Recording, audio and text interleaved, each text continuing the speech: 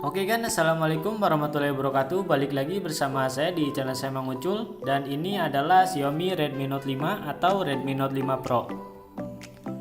HP ini dirilis di Indonesia sejak tahun 2018 yang lalu dan sekarang itu di tahun 2022. Xiaomi Redmi Note 5 HP yang sangat gahar yang menurut saya sangat worth it pada masanya. Lantas apakah HP ini masih worth it digunakan di tahun sekarang? Untuk unit yang sedang saya pakai, dia menggunakan MIUI 10 berbasis Android 8 atau Oreo. Sengaja nggak saya update karena kalau saya update ke MIUI 12 yang berbasis Android 9, HP ini tuh jadi ngelag-ngelag gak jelas. Pokoknya nggak enak dipakai. Atau buat kalian yang nyari performa, mending pakai custom ROM aja. Untuk tutorial custom ROM-nya silakan simak video saya yang lain. Di situ sudah saya jelaskan dengan sangat jelas. Desain dari Redmi Note 5 ini sendiri terbilang masih cukup oke. Bodinya terbuat dari metal, begitu juga dengan frame yang mengelilinginya sudah terbuat dari metal. Jadi agak sulit kalau megang HP ini, jadi agak licin. Untuk desainnya sendiri di bagian belakang masih cukup oke, tapi untuk di bagian depan memang agak jadul. Bezel di bagian bawah atau atasnya masih terasa tebal, tapi untungnya layar HP ini sudah mengusung layar full screen. Berat HP ini adalah 181 gram, memang tidak terlalu ringan karena ditanamkan baterai berkapasitas 4000 mAh. Kapasitas ini di tahun 2018 sudah terbilang cukup besar, tapi kalau di tahun 2022 sekarang masih terasa standar karena minimal HP sekarang itu sudah punya baterai berkapasitas 5000 mAh. Untuk ukuran layar HP ini adalah 5,9 inch dengan beresolusi Full HD. Untuk tampilan multimedia seperti menonton film, YouTube, HP ini masih oke banget. Warnanya masih cukup gonjreng walaupun panel yang digunakan di HP ini masih menggunakan panel IPS. Untuk proteksi layarnya sendiri, HP ini sudah dilapisi dengan Corning Gorilla Glass 5. Jadi cukuplah ya buat melindungi dari baret-baret halus. Untuk mesinnya sendiri, Redmi Note 5 ini dibekali dengan prosesor Snapdragon 636.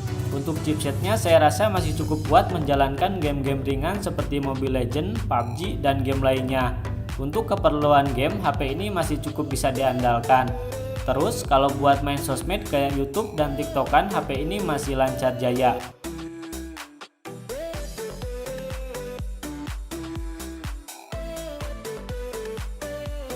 Lanjut bahas baterainya.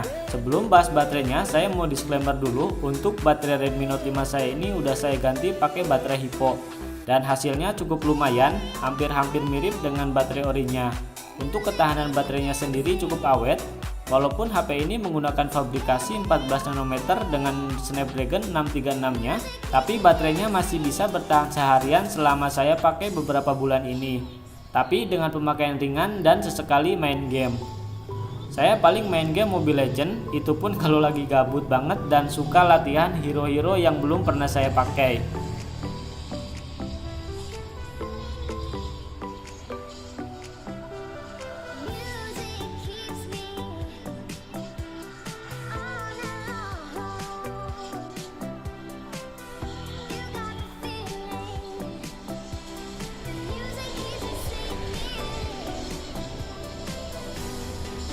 Untuk varian RAM yang sedang saya bahas kali ini yang menggunakan RAM 3GB dengan internal 32GB. Untuk keperluan multitasking atau berpindah aplikasi, HP ini masih terasa smooth. Ada dua varian yang secara resmi masuk ke Indonesia. Yang pertama ada varian 3/32GB dan ada juga 4/64GB internal memory. Tapi saya pernah lihat di marketplace ada yang jual varian 6/128GB internal memory. Untuk varian 6/128GB saya kurang tahu masuk secara resmi ke Indonesia atau tidak. Selanjutnya slot SIM-nya sendiri masih hybrid, jadi harus mengorbankan salah satu kartu SIM jika ingin menggunakan kartu memori eksternal secara bersamaan. Jadi kalau mau pakai dual SIM secara bersamaan tidak bisa pakai memori. Untuk fitur lainnya, Redmi Note 5 tentu masih punya infrared booster yang bisa digunakan sebagai remote untuk mengontrol AC, TV, dan lain-lain.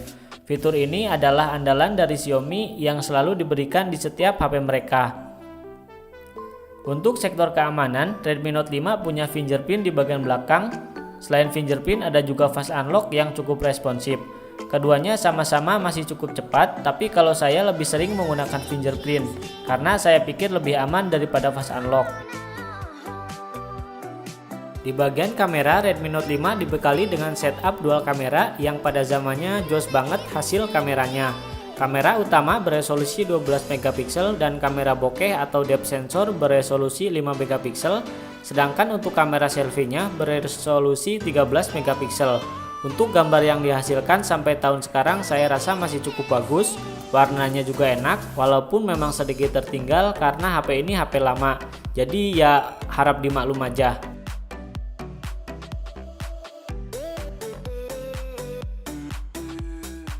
Jadi inilah hasil perekaman video menggunakan kamera belakang di Redmi Note 5 ya, seperti ini.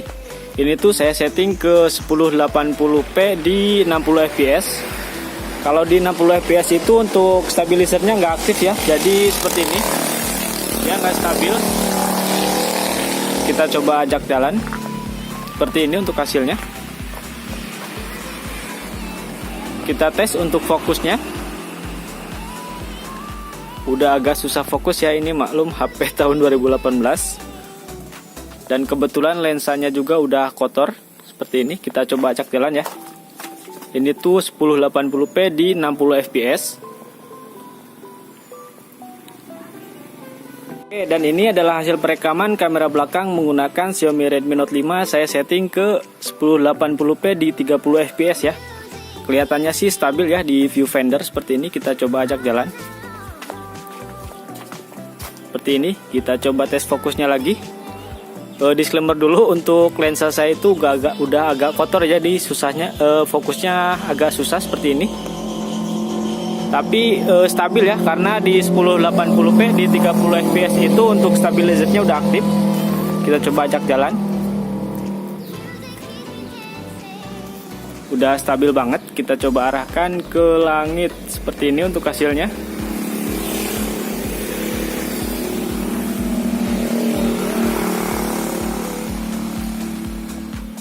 Ya, jadi ini hasil perekaman dari kamera depan menggunakan Xiaomi Redmi Note 5. Di sini untuk pengaturannya itu dia mentok di 1080p di 30 fps. Di sini itu di viewfinder dia nggak kebalik ya, cuman nanti pas habis selesai ngerekam dia kebalik. Udah saya cari di pengaturan mode cermin juga nggak ada untuk di bagian video, cuman kalau di bagian foto itu ada seperti ini. Kita coba buat jalan. Di sini agak goyang-goyang ya untuk videonya, karena untuk kamera depan itu nggak ada ISE atau image stabilizer seperti ini. Ini di dalam indoor atau di dalam ruangan. Ya seperti ini kalau di luar ruangan. Nanti itu hasilnya dia kebalik. Saya kurang tahu juga. Saya udah cari-cari di pengaturan juga nggak ada untuk mode cerminnya. Untuk di bagian foto sih aman. Saya udah bisa matiin atau nonaktifkan untuk mode cerminnya.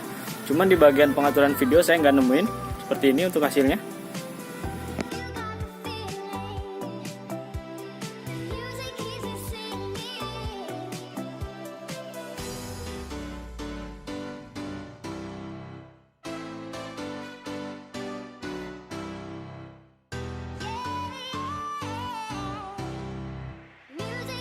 Kesimpulan yang saya dapat berikan pada pembahasan kali ini adalah HP ini adalah HP yang paling bagus di kelasnya dulu, baik dari performa, kamera, dan harga.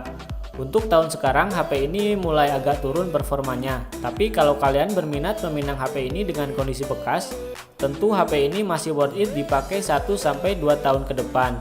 Karena untuk kameranya juga masih bagus, performa nggak jelek-jelek amat, dan tentu harganya sudah hampir nyaris di bawah 1 juta dengan kondisi bekas.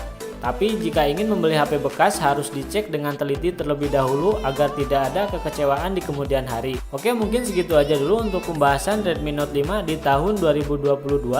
Buat kalian yang baru gabung jangan lupa buat di like, subscribe, dan komen, dan sampai jumpa di video saya selanjutnya.